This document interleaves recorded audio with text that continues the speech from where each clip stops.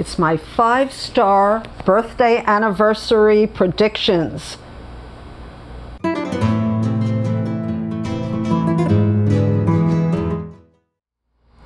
Hi Booktube, it's Marilyn Maya, and has this been a great week for me? It's my birthday week, and I just came back from the beach, and everything is going great, especially my reading. In the last month or two, I've come very close to 5-star books, but I haven't exactly made the mark. It's been like 4 3/4 stars for a couple of books. And I don't know, in the last week, I'm just having some 5-star predictions that I wanted to share with you. There's also going to be a vlog of my daughter and I at the beach, so stay tuned for that later. But let's get on to the books. Well, I've become a great fan of Barbara Pym, and I don't know if this was the beginning of the year, or because I know I read some Tame Gazelle, and I bought these all new because I thought I just love Barbara Pym.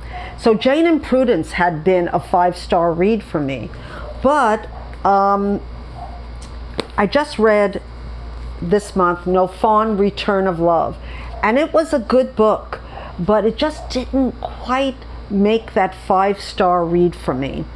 What was it about? Okay, so Dulcie Manwaring was always helping others but never looks out for herself, especially in the realm of love.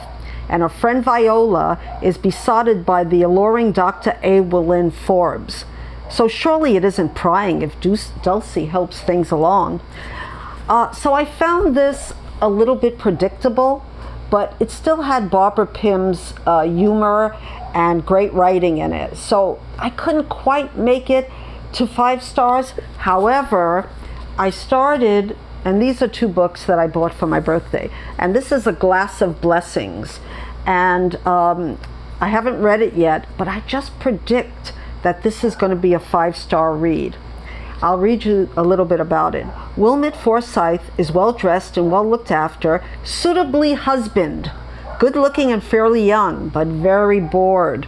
Her sober husband Rodney, who works at the ministry, is slightly balder and fatter than he once was. Wilmot would like to think she has changed rather less. So isn't this a glorious cover? I mean, it's so 50s. I mean, it couldn't be any more 50s. Yeah, and it has a lot of good reviews on it. In fact, I think this is one that Sean the Book Maniac said was one of his favorites of Barbara Pym. And I thank all the booktubers that introduced me to Barbara Pym, especially Sean the Book Maniac, and Lil of Lil's Vintage World, because I never would have really known about Barbara Pym if it wasn't for them. So this is my first prediction that I'm going to get a 5-star read. So what is my second prediction? Well, I've had this on my shelf for a while. It's Wild by Cheryl Straid, and I haven't read it yet. So this is not my, well, this could be a 5-star prediction if I read it this month. But, however, I took this book out of the library, and it's called Tiny Beautiful Things, Advice on Love and Life from Dear Sugar. And I don't know why I picked it up from the library. It's not, you know, it's a nonfiction, and it's an advice columnist, which I'm not totally against. But boy, or girl, was this surprising. Cheryl Straid, she is so honest. So instead of helping, well, she is helping, but people come with the regular, you know, not only millennials, but all walks of life come to her and write Sugar, who nobody knew it was Cheryl Straid. And she was, I think she had written a book before this. But anyway, so instead of just saying, you should do this, you should do that, she goes into almost a memoir-like example of what she did and what she learned from it. And I was blown away. I haven't read the whole thing. It says here that, and I agree, that it's charming, luminous, profane. Sugar is the ultimate advice columnist for the internet age. She shines out amid the sea of fakeness.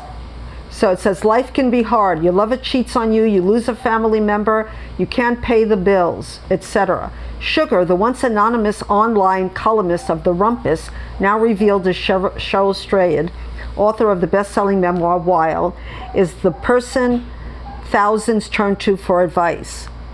And it says, rich with humor, insight, compassion, and absolute honesty. This book is a balm for everything life throws our way.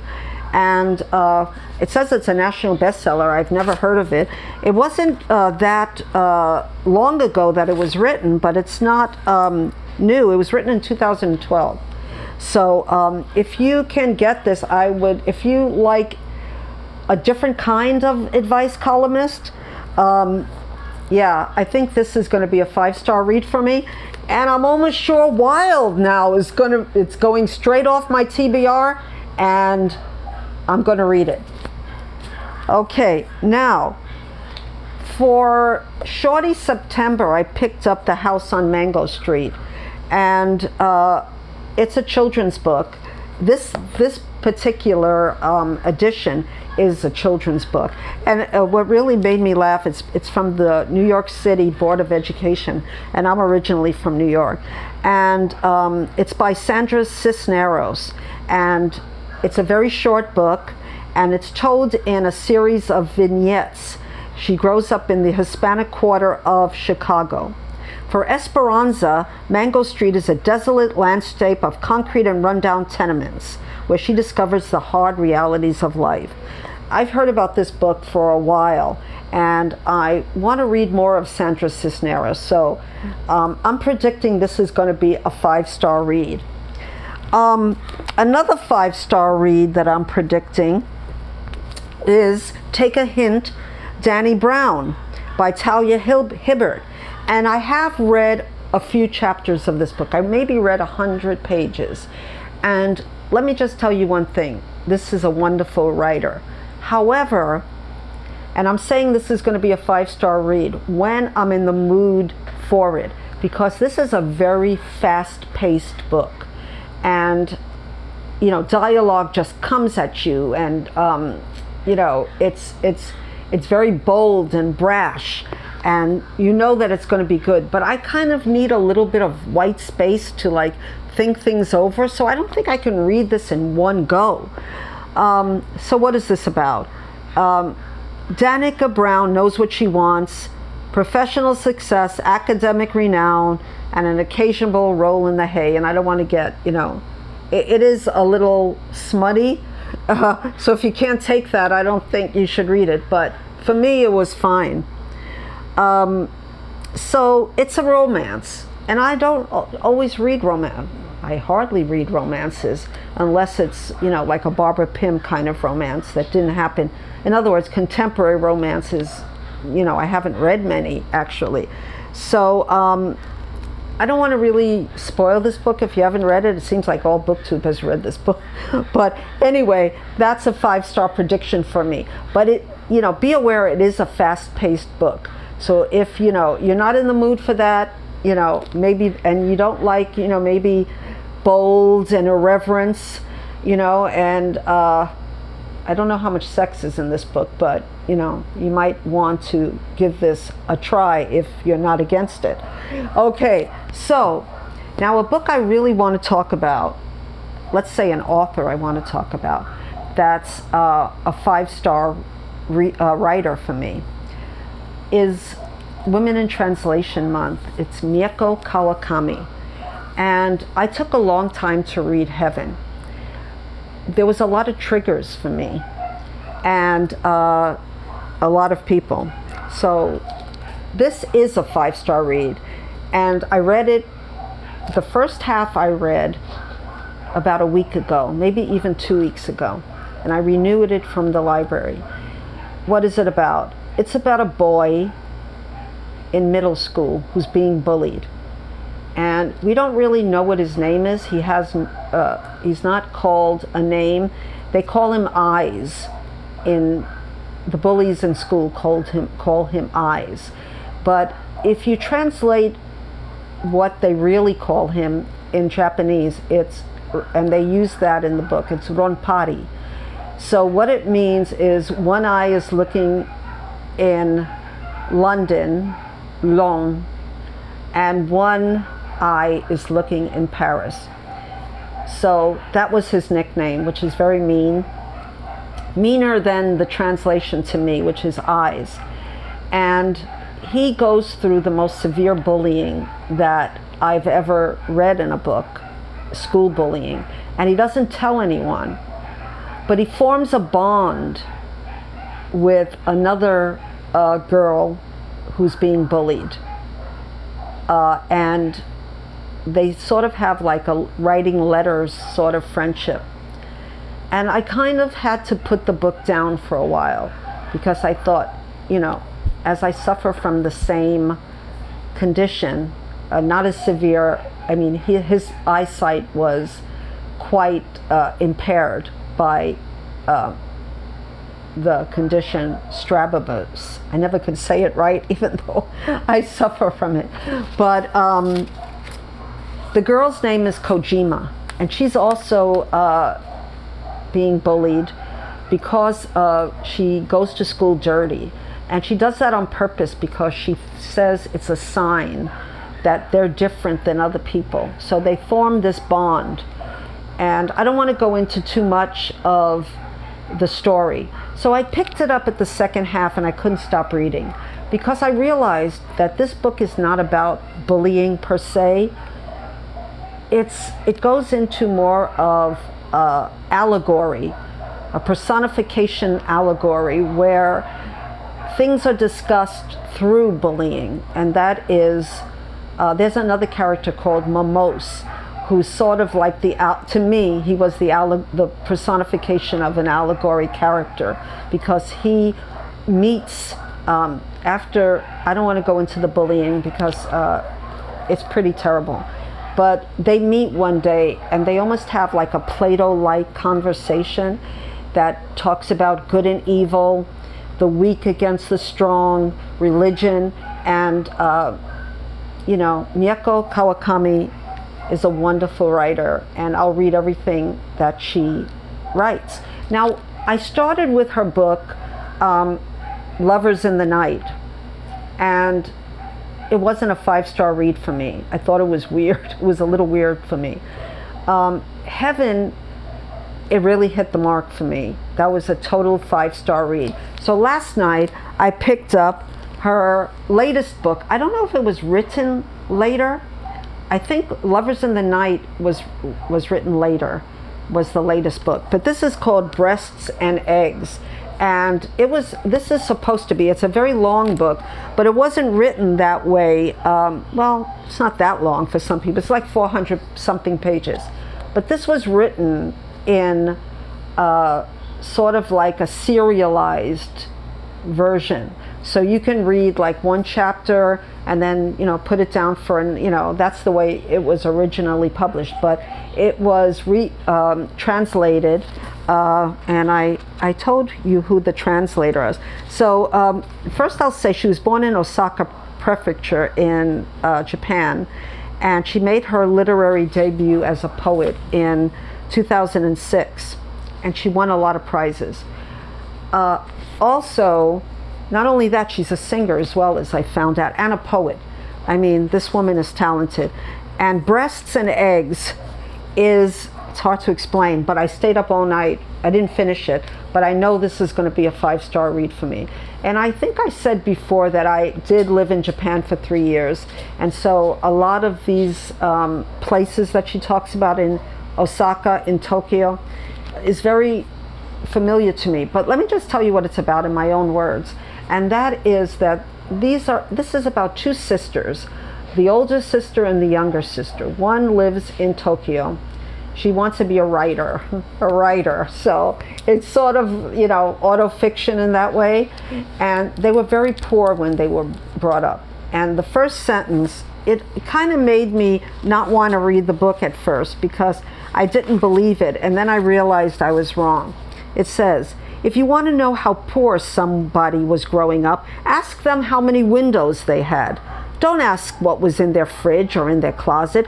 The number of windows says it all. It says everything. If they had none or maybe one or two, that's all you want to know.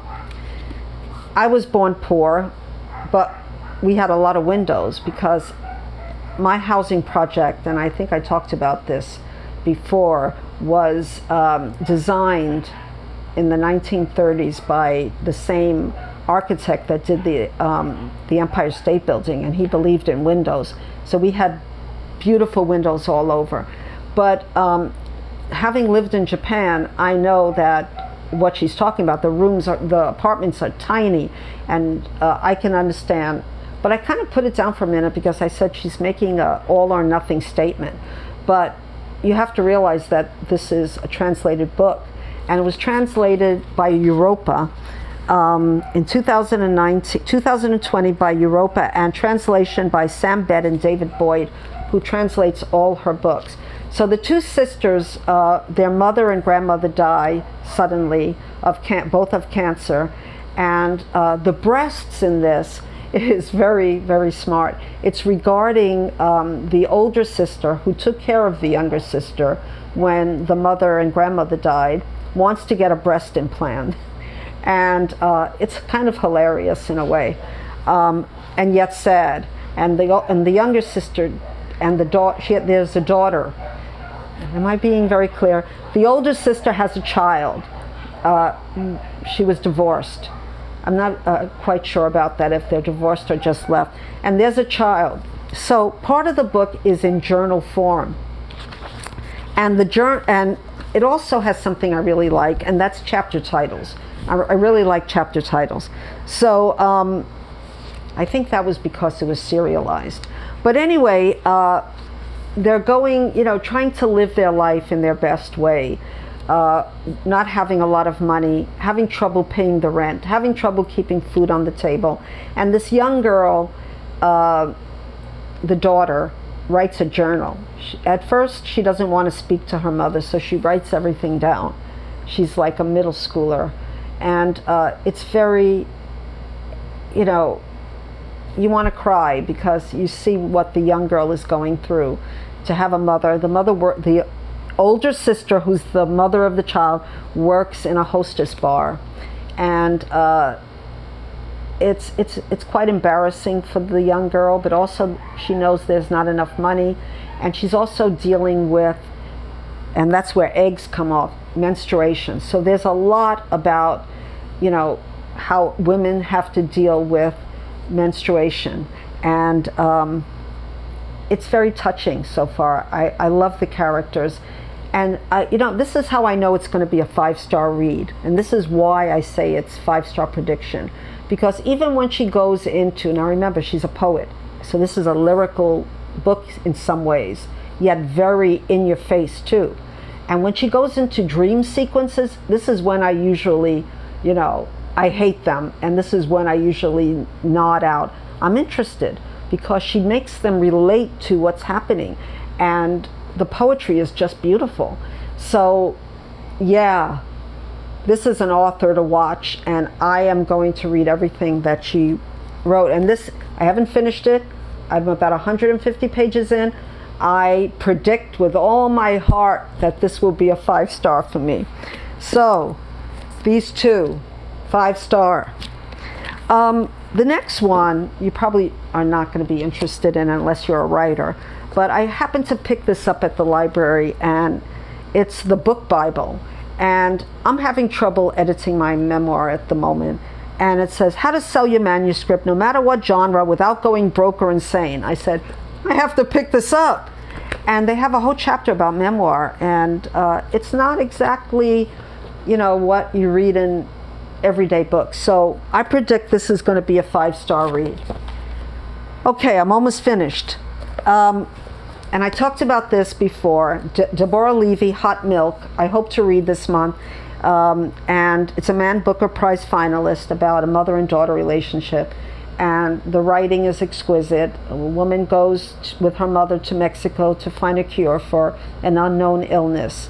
and their relationship. I haven't read it, I only read a little bit, but I predict 5-star read.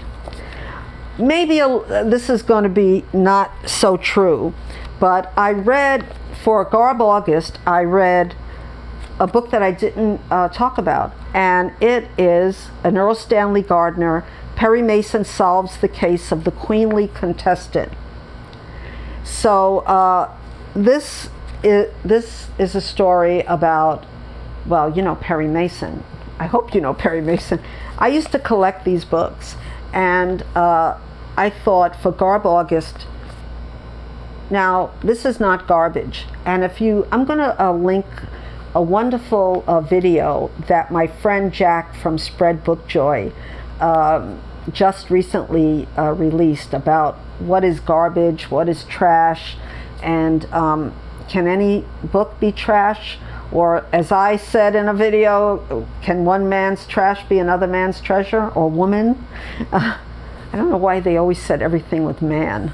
Hello, women are woman. Okay, so no, it wasn't a 5-star read, but it was enjoyable. And it was about this contestant who had a past, and she wants to keep it hidden, but there's money involved in a will and an illegitimate child, and I sort of knew what was going to happen, and it's sort of dated, but I enjoyed it. So, you know, he's a good writer. I mean, like I said, it's dated, it might not be, you know, politically correct, but I enjoyed it. So what am I predicting? I'm predicting that the book that I talked about, The Case of the Lame Canary, might be a 5-star read, because it was on Goodreads, it was highly recommended, and I talked about this the last time, so I'm not going to talk about it again. It's just a divorce case, and Perry Mason doesn't take divorce cases. Well, that's my video so far about my prediction on my birthday for 5-star reads. But I went to the beach, and my daughter took some video. So please stay tuned and watch the video of my beautiful, I can't tell you how beautiful it was. There was a boat in the water. We saw turtles. We saw flying fish. I said, you know, we say, lucky you live Hawaii. And I really believe that. And this is turning out to be a wonderful birthday week for me. So I hope everyone is well and everyone is happy, because, you know, no matter what age you are, we have to be grateful for every day of our lives. And I'm very grateful, and I'm grateful to all of you who are watching me and all my friends. So please like my video and subscribe if you're new, and hit the notification bell if you're interested in more videos from me, the baby boomer booktuber. Okay, aloha, till the next time.